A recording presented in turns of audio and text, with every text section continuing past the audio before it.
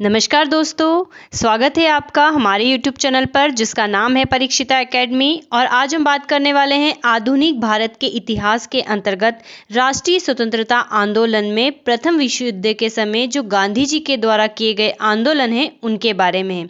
राष्ट्रीय स्वतंत्रता आंदोलन की सीरीज़ का यह हमारा 12वां लेक्चर है। इसके पहले हम 11 लेक्चर अपलोड कर चुके हैं जिसमें हमने फ्रीडम मूवमेंट के विभिन्न चरणों के बारे में विस्तार से चर्चा की है।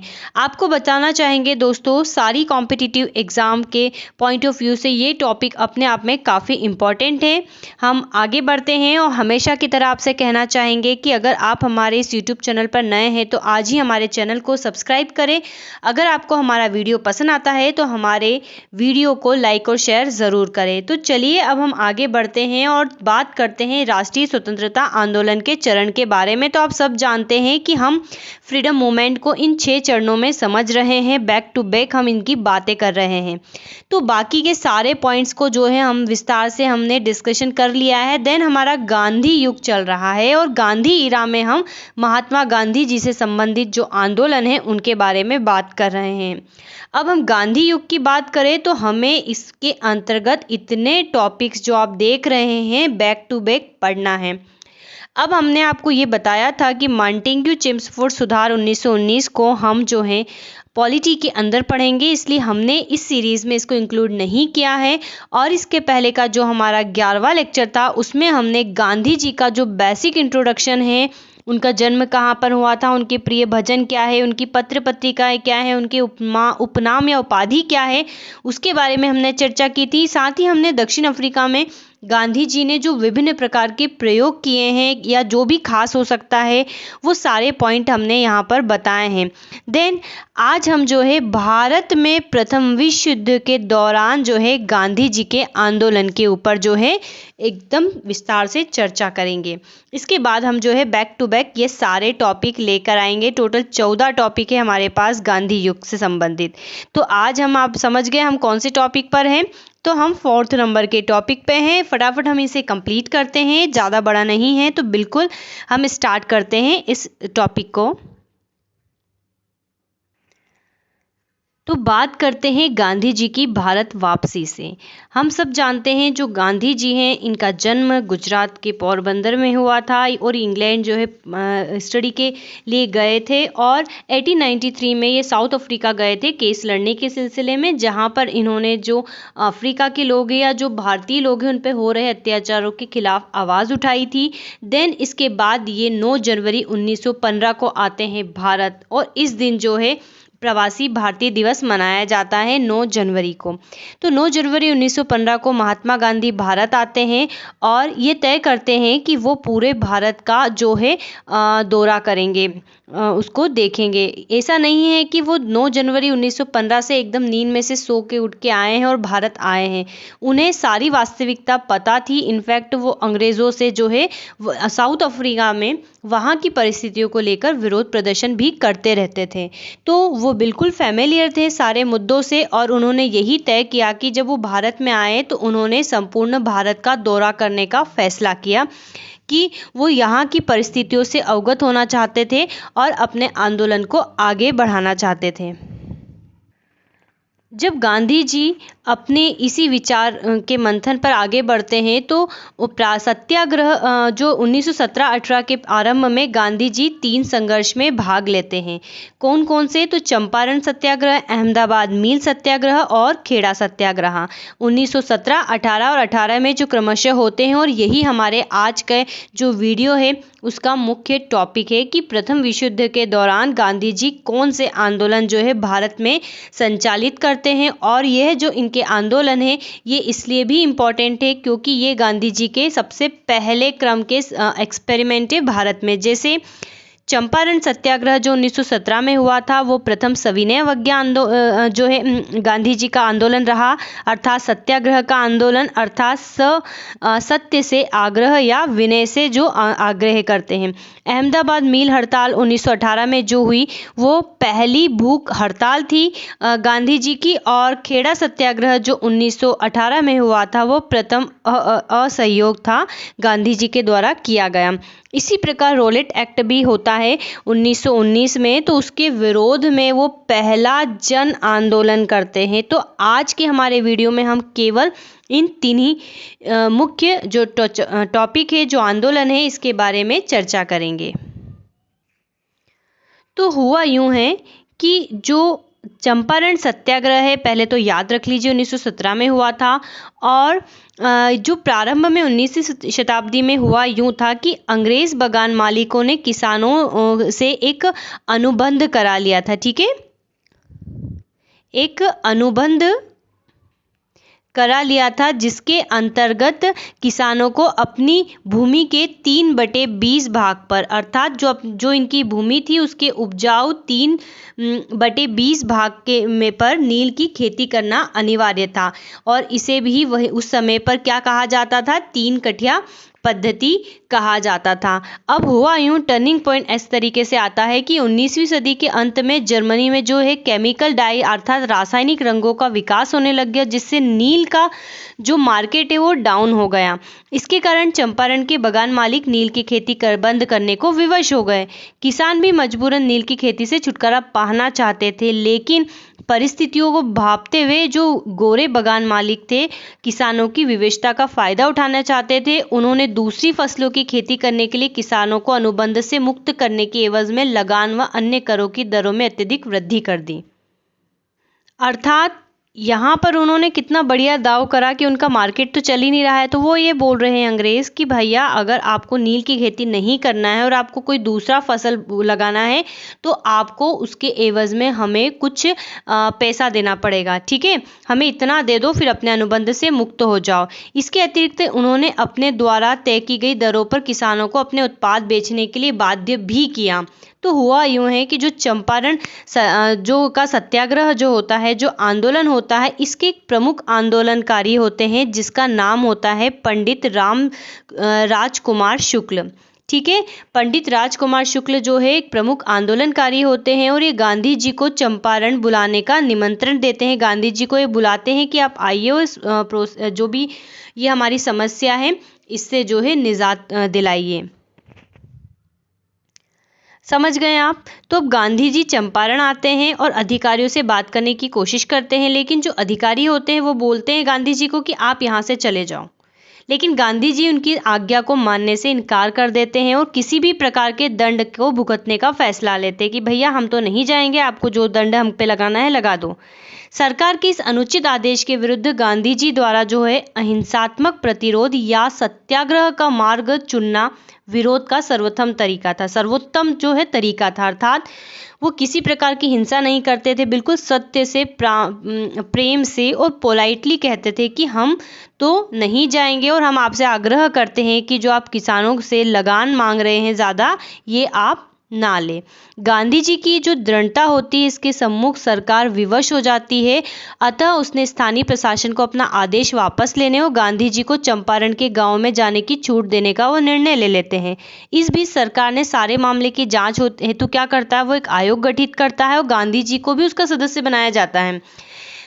ठीक है, आप समझ रहे होंगे, गांधी जी को भी सदस्य बनाते हैं और गांधी जी आयोग को समझाने में सफल रहते हैं कि 3 कटिया पद्धति समाप्त होनी चाहिए।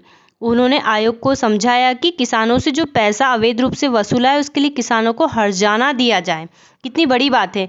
बाद में एक और समझौते के बाद गोरे बगान मालिक जो अवैध वसूली होती है उसका 25% हिस्सा किसानों को लौटाने पर राजी हो जाते हैं। एक समय था जब आपने स्थायी बंदोबस्त पढ़ा था भारत में कि किस प्रकार से कॉर्नवालिस ने जो स्थायी बंदोबस्त लाया था कि वो 90% ये कहता था जमींदारों कि आपको हमें 90% लगान के रूप में देना और 10% आप अपने पास रखो। यहाँ पर कहाँ गांधी जी बगान मालिकों से ही जो है अवैध वसूली का हिस्सा किसानों को लौटा रहे हैं। जो गांधी जी का एक कदम होता है, इससे जो होता है वो काफ़ी प्रसिद्ध हो जाते हैं और भारत में सविनय अवज्ञा आंदोलन का प्रथम युद्ध सफलतापूर्वक जीत लेते हैं। चंपारण सत्याग्रह से संबंध अन्य लोकप्रिय नेताओं में और भी लोकप्रिय नेता होते हैं तो अनुग्रह नारायण सिन्हा, रामनवमी प्रसाद एवं शंभुकरण वर्मा प्रमुख होते हैं।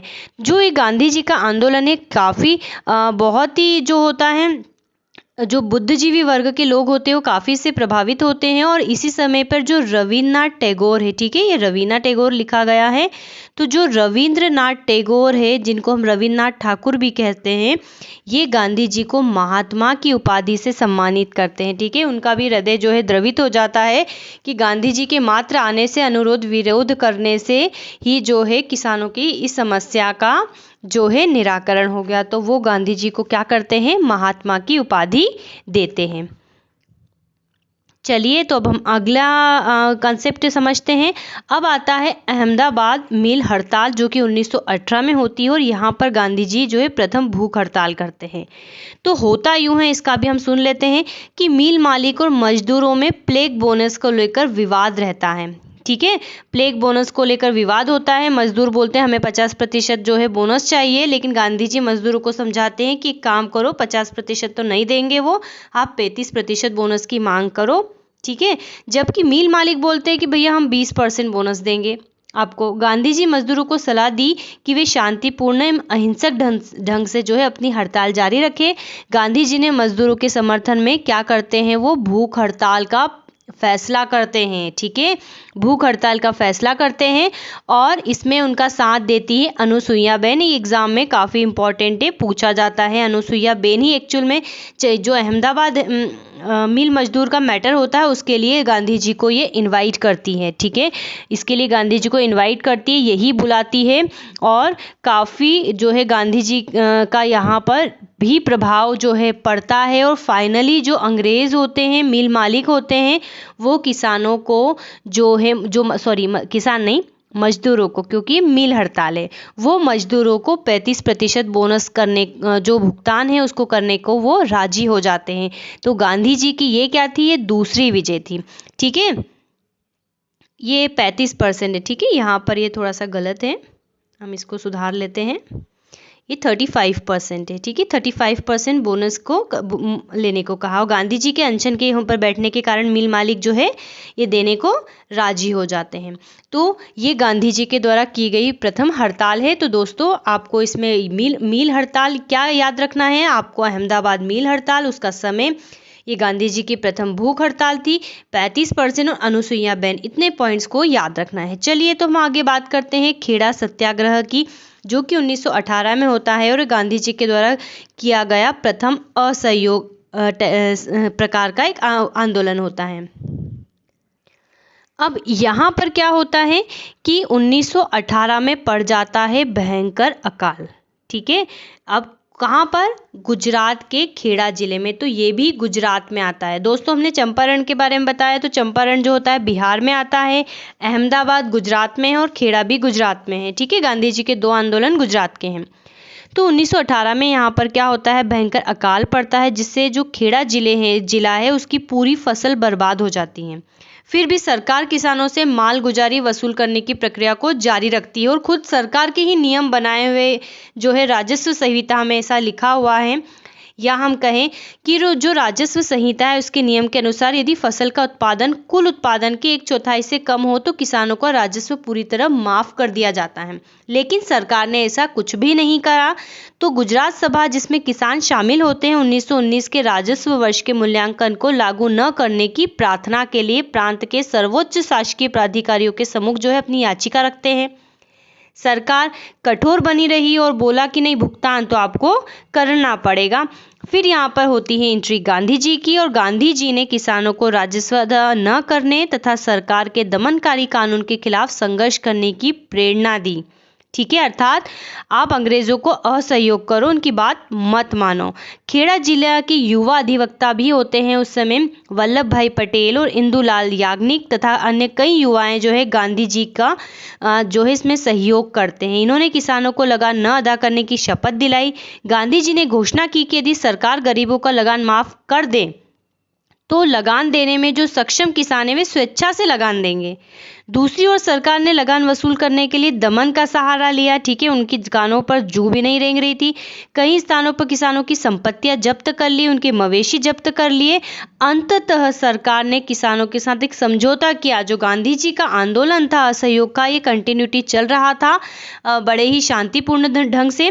तो फिर क्या होता है कि वो किसानों के साथ एक समझौता करते हैं फाइनली, और 1 वर्ष के लिए कर को माफ कर दिया जाता है और आगामी वर्षों में करों की दर में कमी तथा किसानों की जब्त जो संपत्ति होती है उसको भी लौटा दिया जाता है। तो यहाँ पर भी जो है गांधी जी को सफलता मिलती है।